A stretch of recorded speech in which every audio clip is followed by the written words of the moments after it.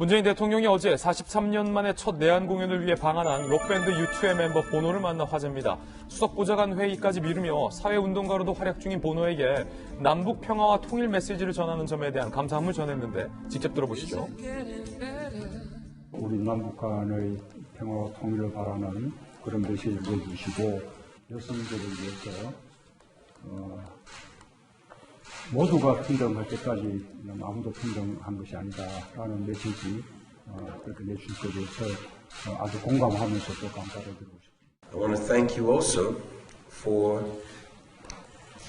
your leadership in the peace process. 자, 그런데 문제는 북한이 중대한 시험을 발표하고 북미가 연일 말폭탄을 주고받고 있는 위기의 한반도 상황에서 안보 최고 책임자인 대통령이 록밴드의 멤버를 만나서 통일과 평화의 만담을 주고받는 것이 과연 적절하냐의 논란이 일고 있습니다.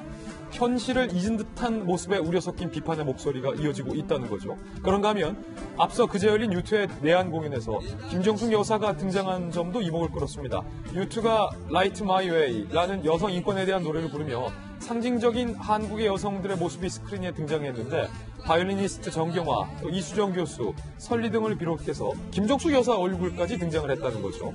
이에 이날 관객으로 참석한 김정숙 여사를 의식한 일종의 퍼포먼스가 아니냐라는 비판도 일고 있습니다. 김광산 변호사님. 네.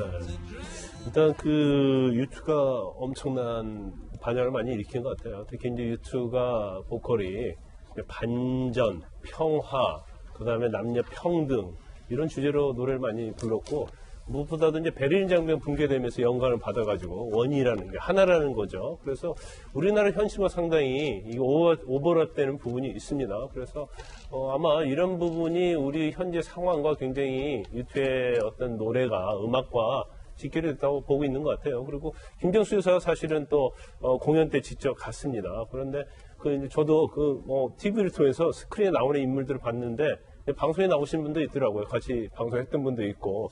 그런데 김정숙 여사가 굉장히 어떻게 보면 굉장히 훌륭하신 분이다 하더라도 현재 공연에서 얼굴을 과연 거기서 10인 중에 한 명으로 내보내는 것이 적절하냐. 그 부분은 좀 약간 물음표는 있을 수 있다고 봐요. 그렇지만 현 정부와 현재 어떤 평화의 프로세스와 굉장히 U2와는 연결성이 있기 때문에 이제 대통령도 직접 U2를 만났다고 봐요. 그렇지만 이제 한편으로는 우리가 좀 아쉬운 점이 이제 최근에 들어서 다시 2017년도로 돌아가는 그런 평화 프로세스에 그러잖아요. 그 당시 이제 화염과 분노, 전쟁까지 일어난 거 아니냐 그랬는데 결국 로켓맨 얘기 나오고 또 늑다리 망령 이런 얘기 나오고 있어요. 그래서 현 정부가 사실 남북 문제에서 올인을 했음에도 불구하고 이게 만약에 어떤 성과로 나타나지 않고 또 2017년도로 돌아가면 또 그 당시와 지금 틀린 점은 정부나 이제 대통령이 할 역할이 별로 없다는데 굉장히 안타까움을 느낍니다. 예.